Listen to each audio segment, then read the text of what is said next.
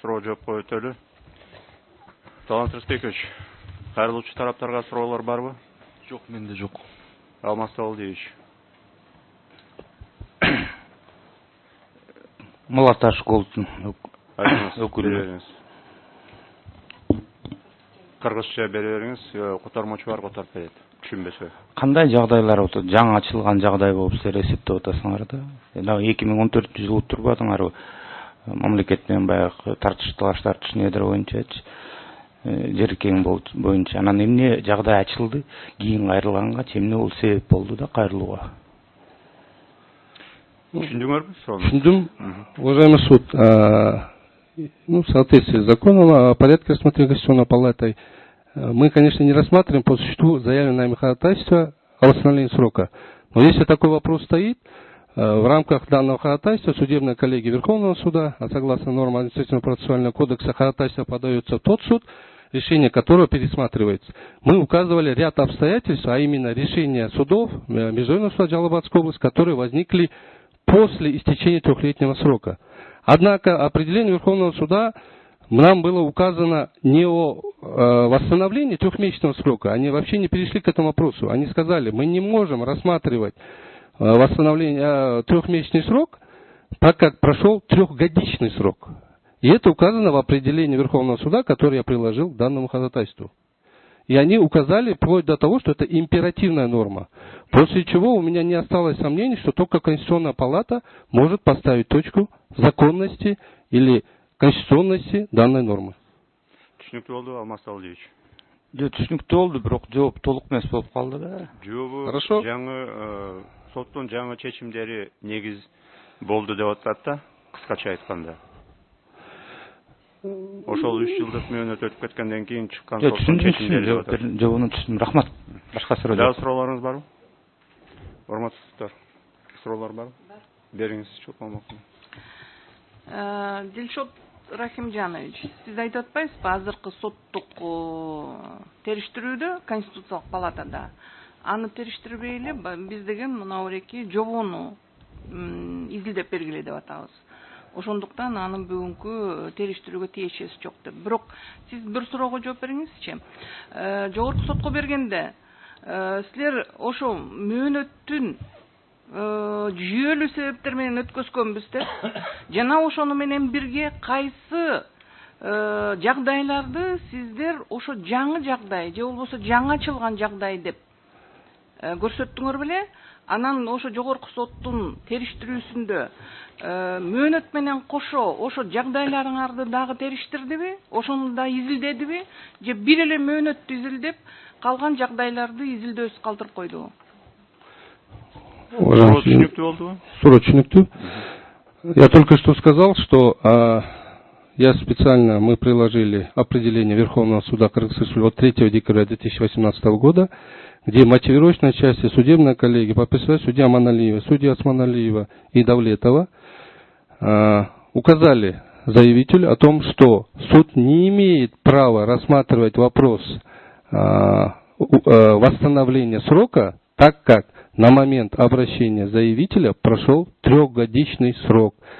Вот. При этом они указали, что данная норма является императивной. То есть они даже не перешли к рассмотрению нашего ходатайства обоснованности, уважительности причин пропуска. Это указано в судебном акте определения Верховного суда Кыргызской Республики. Я его приложил. То есть они даже не перешли к уважительности причин пропуска. Хотя мы, согласно статье 103, думали, что этот трехгодичный срок также может быть восстановлен, если мы представим тому или иному суду уважительности. Они сказали, мы не имеем права переходить рассмотрение уважительности, так как трехгодичный срок. Это все указано. После чего у нас выхода не осталось, как обратиться к вам. Сот чечими күчүнө киргенден кийин башка соттун чечими чыкты. Ошонун негизинде кайра кароого кайрылсак, кароодон баш тартып койду деп өзүнүн жүйөлөрүн келтирди. Эми жолдош сурооңуз барбы? Ооба бар. Тиги менин суроом эки өкүлгө тең тиешелүү го деп ойлойм. Айтсаңыздар, мына соттук акт чыккандан кийин анын туруктуулугу канчалык мааниси бар сиздер үчүн? Юрист катары адам катары мен түшүндүрүп коеюн, анан кийин аягында жооп бересиңер. Мына сот ак биринчи инстанцияда кабыл алынгандан кийин, анан кийин жана айтып атпайсыңар, кайра кароо укугу бар деп тараптардын. Анан кийин тараптардын кайрылуусу менен апелляция инстанциясында каралат. Андан кийин кассация инстанциясында каралат. Ошентип биринчи кабыл алган соттук акт эки жолу кабыл алат. Өзүңөр билесиңер, бүгүнкү күнү кээде жылдап айланып кетет ушул маселе. Бир кезде соттук акт туруктуулук ушундай немеге ээ болуш керекпи же кандай деп ойлойсуңар негизи? Мына жаңы бул ушуга жооп берсеңер, анан кийин экинчи суроону берейин. Суроо түшүнүктүүбү? Суроо түшүнүктүү. Жооп бере бериңиз. Микрофонду включать этип койсоңуз. Арипжанованын сүрөтү боюнча, иштин алып барган иши боюнча биз январдагы Ноокат райондук сотунун чечими мыйзамдуу күчүнө киргенден кийин ошол жаңы жагдай катары биз сотко кайрылганбыз. Ал сот актысы бүгүнкү күндө соттун экинчи станциясына дагы даттанылган жок. Андан бери 1,5 жыл өтүп атат убакыт. Өзүңүздөр билесиздер, Кыргыз Республикасынын жарандык процессуалдык кодексинин талабына ылайык апелляциялык суроого даттанууга 1 ай эле, кассациялык даттануусу экинчи станцияга кайрылганда 3 ай эле. Бүгүнкү күндө мындай процессуалдык мөөнөттөрдүн бардыгын өткөзүп жиберди жана процессуалдык укугун пайдаланбады. Мен Арипжанованын учурунда ал мындай арыз менен кайрылганга толук негиз бар жана анын туруктуулугунда эч кандай бир кандай шектүүлүк жараткан жагдай жок. Мен Арипжанованын ишине тиешелүү суроо берген жокмун. Мен негизи айтып атам. Соттук акт бул негизи укуктук туруу мындай туруктуулук болуш үчүн негизичи. Мына элестетип көрүңүз, соттук акт чыкты, сиз бир ишти утуп алдыңыз, анан кийин өмүр бою өмүрүңүз өткөнчө ошону сарсана болуп жүрө бересиз да. Бул деген качан бир жагдай пайда болуп, кайра каралып калган, кайра бузулуп калат экен деп. Ошол жагын сиздин оюңузду сурап атам. Укук жагынан кандай деп ойлойсуңар? Туруктуулук деген мындай принцип ошол вообще сакталыш керекпи бул жерде? Бул түшүнүп атасыңарбы? Негизи мыйзам чыгаруучу эмнени колдогон? Бир чекит коюш керек да, бир убакыт келиш керек да деген сөз да. Соттук акт мындайча айтканда күчүндө калыш керек да деп, эч кандай күнөмдүк болбосун деп, ал боюнча. Ошондо туруктуулук болот деп. Мен сурооңузга түшүндүм. Эми туруктуулукка карап көрсөк, чындыгында азыр соттук отурумда азыр жогорку соттун өкүлдөрү катышат, ошол боюнча өздөрү айтат өзүнүн оюн. Ал өздөрүнүн позициясы боюнча соттук акты каралбаса, биз каралган бойдон чечим мыйзамдуу күчүндө калса, жаңы жагдай менен дагы, жаңычылган жагдай менен дагы каралбаса деген өздөрүнүн пикирин айтат. Мен ага макул эмесмин. Соттук акты кабыл алганда ал мыйзамдуу болуш керек, негиздүү болуш керек. Ал туруктуулукка таянып каралбайт. Чындыгындачы бул жерде адамдын укугу жана мыйзамдын бийиктүүлүгүнүн гана сакталыш керек. Ал өзүңүздөр билесиздер, батыш өлкөлөрүндө туруктуулук десек, өлүм өкүмүн чыгарган запыттагы өлкөлөрдө 13 жыл, 20 жылдан кийин ал өкүм аткарылып кеткенден кийин туруктуулугу сакталып атат, бирок өлүм өлтүрүлгөн адам ал кылмышка эч кандай тиешеси жок экени аныкталып чыгып атат да. Мындай случайда учурда биз туруктуулук эмес, адамдын укугун бийик коюшубуз керек да. Дагы бир суроо. Тиги мына сиздер жаңы ачылган жагдай деп атасыңар. Бул мындайча айтканда эски жагдай жөнүндө сөз болуп атат. Сиз сүйлөп атканда ошол жөнүндө айтып калдыңыз. Жаңы жагдай менен жаңы ачылган жагдайдын айырмасы чоң. Ошондо негизи силердин оюңар боюнча бул жаңы ачылган эски жагдай, бирок белгилүү болгон эмес, ошо соттук актыны чыгарып атканда, ошол кайсыл мөөнөттө негизи ошондо чекит болуш керекпи же анда да болбош керекпи? Түшүнүңүзбү? Жаңы мына сиздердин маселеңер боюнча буну жаңы жагдай деп аныктасак болот, туурабы? Бул деген соттун актысы чыгып атат, баягы 3 жылдык мөөнөт өтүп кеткенден кийин. Мен эски жаңы ачылган жагдайлар жөнүндө сурап атам силерден. Ошондо бир чекит болуш керекпи же болбош керекпи деген сөз. Экөөнү мындай айырмалап көрсөңөр, өзүңөрдүн оюңарды жүгүртүп көрсөңөр. Жооп бере берейинби? Жаңы ачылган жагдай менен жаңы жагдайды боюнча чын айтканда мен бүгүнкү күндө ушул процессуалдык норма боюнча Кыргыз Республикасынын жогорку соту канча жылдан бери өз ишмердигин алып барып атат. Бирок постановление Пленум Верховностунда бүгүнкү чейин жок токтом. Мен бул маселе боюнча айыргасыздан Россия Федерациясынын жогорку сотунун постановлениясын өзүм илимий катары изилдөө ой жүгүртүү үчүн кайрылууга мажбур болдум. Эми сот өкүлдөрүнө ушул түшүнүк боюнча, конкреттүүлүк боюнча айрым сот өкүлдөрүнө кайрылсам, бизде соттук практика андай обобщение болбой атат.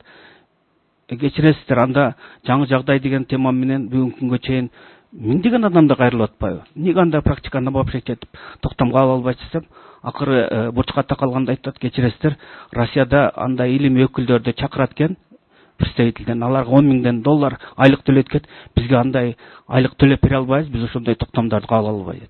Сиз айтып аткан боюнча мен конкретно айтып кетейин, жаңы ачылган жагдай бул сот актысы кабыл алынып атканда болгон далил, бирок сотко сунушталбаган далил. Жаңы жагдай бул сот актысы кабыл алынгандан кийин пайда болгон далилдер. Хронологиясы боюнча сот актысынан кийин чыгып атат. Жаңы ачылган жагдай сот актысы чыгып аткан күнгө жанага чейин. Анын маанисин айтып берсин деп мен сураган жокмун. Сизде мындай неме сагыраак укпайсызбы суроонучу? Мен айтып атам сизге канчалык мааниси бар деп, негизги эски жагдайлардын бир чекити болуш керекпи, же болбош керекпи азыркы карап аткан маселеге караганда? Чек коюлуп атат процессуалдык нормада.